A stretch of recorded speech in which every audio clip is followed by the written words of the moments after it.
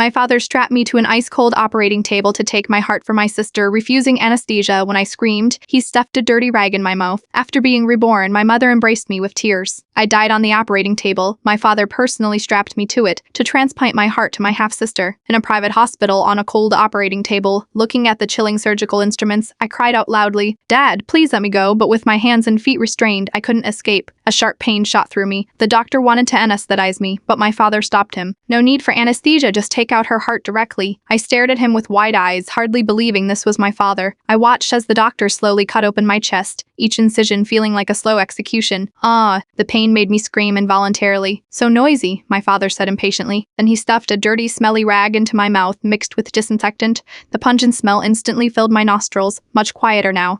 After saying this, he ran to the other side, speaking softly to the person lying on the bed. He said, "Melody, soon Daddy will give you a healthy body." Finally, unable to bear the excruciating pain, I passed out with a strong sense of injustice. I found myself reborn to the day they came to pick me up. When my parents came to get me, I was doing construction work. There was no choice. The orphanage had many children, and the town rarely provided subsidies. We could barely eat enough to take care of them. The older children went out to work early to earn money. Children without parents not only had to support themselves, but also had to support the younger brothers and sisters who depended on them. Here is a car parked at the entrance, and the two people who got out look very rich. I wonder what they're here for. That car, I've heard my son talk about it. It cost several million. The voices of my coworkers drifted into my ears.